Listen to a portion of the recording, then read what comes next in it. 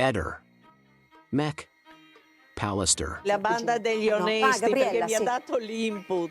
Io vorrei chiedere a Sebastiano, relativamente alla banda degli onesti, di cui, come ha detto Sergio, tutti noi siamo estremamente orgogliosi, io vorrei capire lui dove si colloca.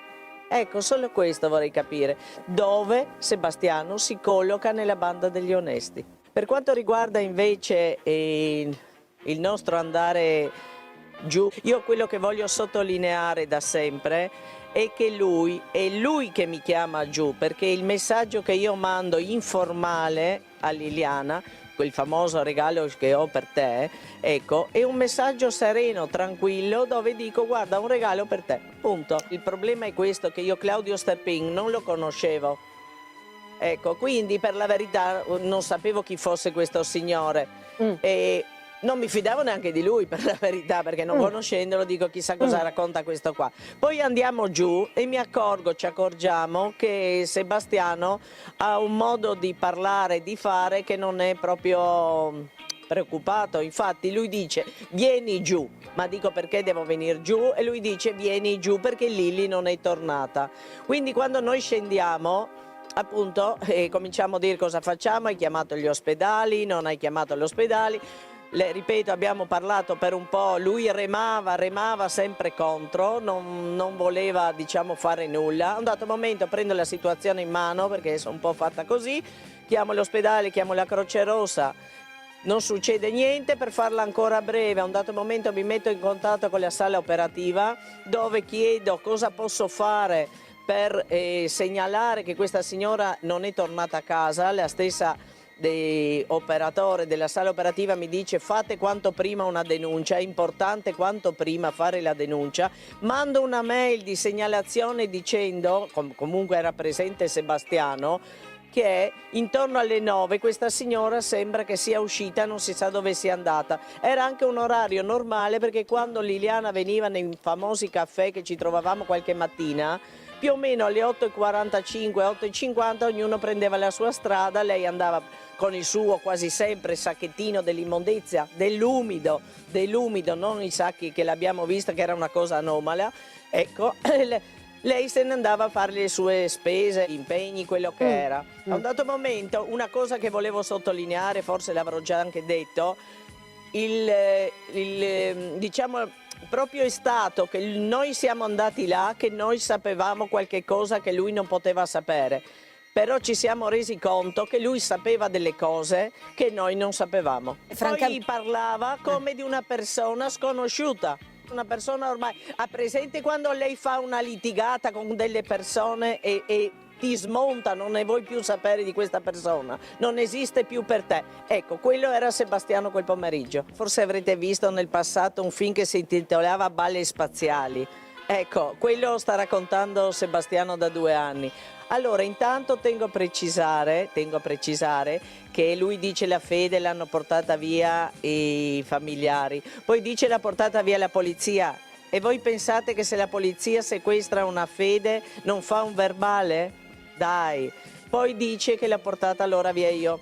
E volevo precisare al signor Sebastiano che io immediatamente, già in febbraio, avevo segnalato che la fede, quando l'ho sentito la prima volta a lui che dice questa cosa, io non ho mai trovato nessuna fede con lui nel cassetto, nella catenina, né null'altro. Io ho solo visto degli anelli, che logicamente poi non si cercava la fede quella volta, sul comò, tutto quanto c'era la roba di Lilli. E un'altra cosa che tengo a precisare al signor Sebastiano, che noi non andavamo giù, noi eravamo a casa e lui ogni sera passava da noi per un briefing, e tengo a sottolineare che mi ero incazzata come un treno, che già il venerdì il signor Sebastiano era senza la fede.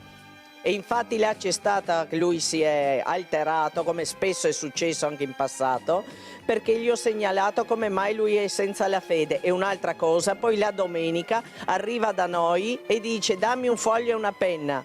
Comincia a scrivere, dico ma che devi scrivere le tue memorie? No, dice ho l'alibi perfetto, che poi successivamente la settimana dopo mostrerà direttamente in TV il signor Sebastiano. Ho già detto a lui, qualsiasi cosa non gli torna, possiamo andare quando desidera, farci chiamare dagli inquirenti per un confronto diretto, possiamo chiarire tutto direttamente con lui. Nel discutere della fede del venerdì che lui si è tolto, lui mi dice guarda che è già un anno che l'ho tolta, dico anche no perché il martedì pomeriggio c'era sul mobile del soggiorno la fede, l'orologio di Sebastiano e il portafoglio, quindi era là, quindi ha stufato Noi a un dato momento chiediamo a Sebastiano se ci apre gli armadi della camera per vedere se mancava qualcosa, vedere se magari sai prendi 3 maglie via, 2 pantaloni eccetera.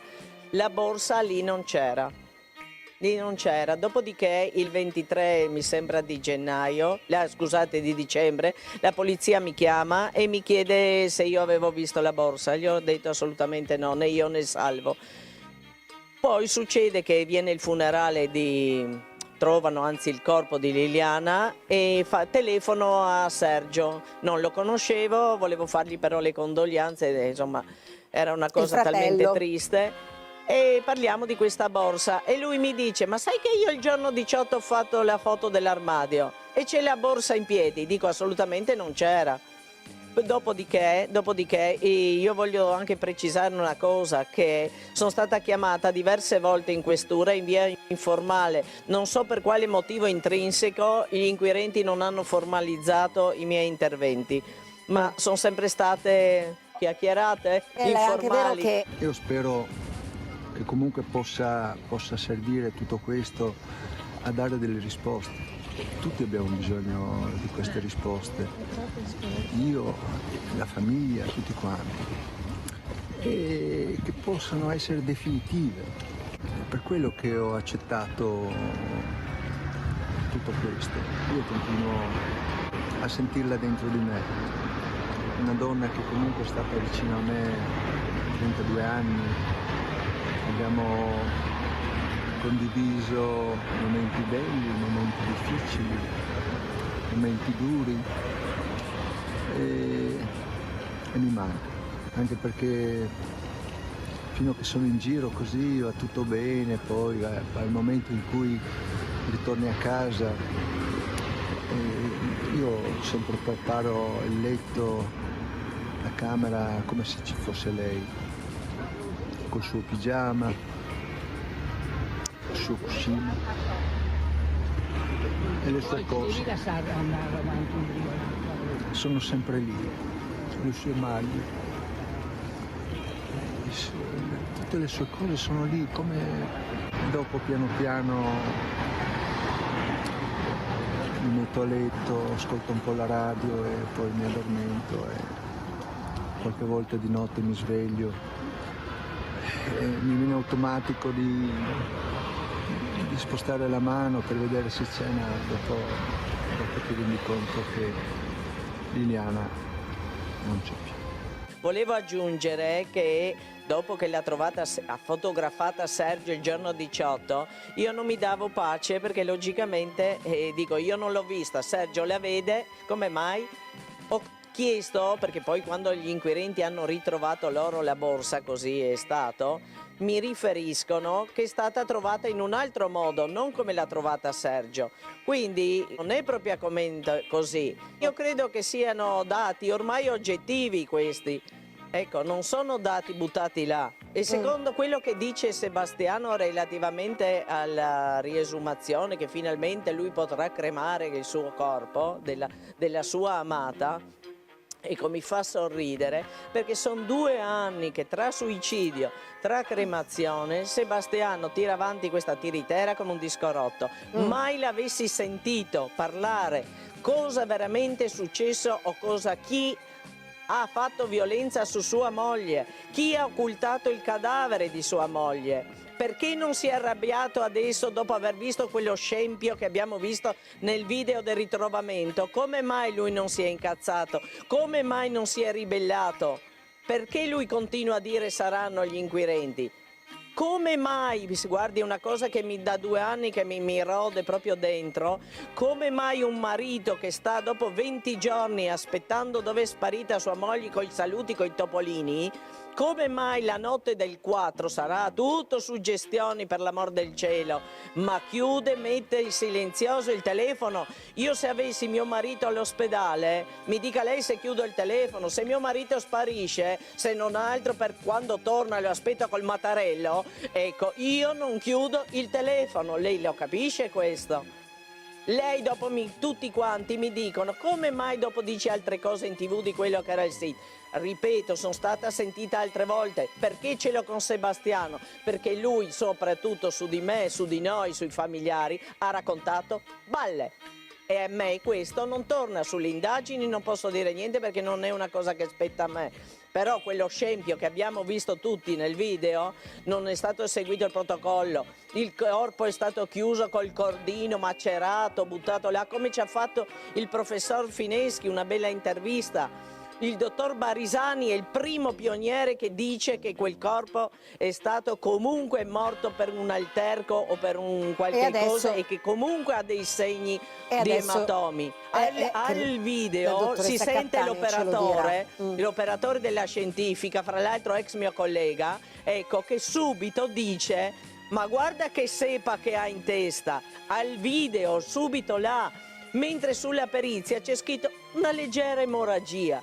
Lui vede un ematoma, un trauma, e quell'altro vede una leggera emorragia, mi dica lei. Ecco. Quello che dicono gli altri sono problemi loro.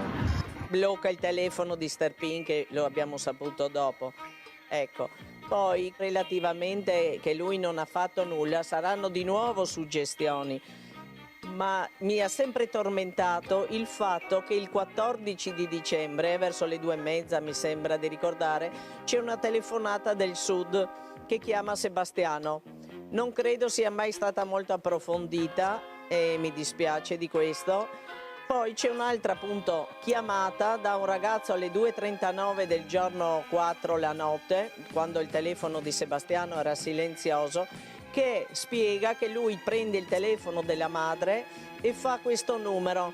Penso che neanche la lotteria europea, non l'italiana, diciamo, fa solo quel numero là. Io quello che volevo riferire relativamente a questo mi ha creato un po' di angoscia, diciamo così, perché ero dipendente della scientifica qui di Trieste in qualità civile. C'era un periodo, un anno è stato, che abbiamo avuto tantissimi furti. E chi erano? I trasfertisti. Venivano qua, facevano furti e se ne andavano. Abbiamo avuto in questi 2 anni trasfertisti nel cantiere di Monfalcone e abbiamo avuto, per la storia dei super bonus, un sacco di gente che è venuta a lavorare qua. Quanto riguarda la macchina, e intorno al 28-30 mi chiama l'amico della Carnia e mi dice: guarda, ho parlato adesso con Sebastiano e sta andando a lavare la macchina.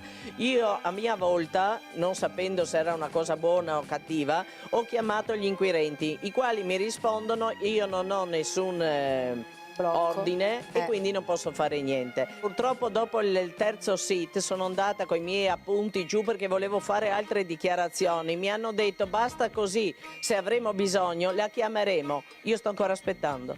E intanto si è saputo che l'esame medico-legale sul corpo di Liliana si terrà il 15 febbraio a Milano, non si sa invece la data della esumazione. Una cosa interessantissima emerge invece il 29 dicembre. Al termine della SIT, Sterpin rilascia la seguente dichiarazione olografa che dimostra ancora una volta che Silvia Radin è la parente di tutti noi. Sì, proprio qualche minuto fa mi è arrivato un messaggio su WhatsApp dalla cugina di mia moglie Silvia Radin, che mi ha scritto: Sebastiano ha detto che Liliana doveva venire da te venerdì, quindi sapeva, ne avevo parlato del vostro weekend. Ehi, non dimenticare di iscriverti a questo canale.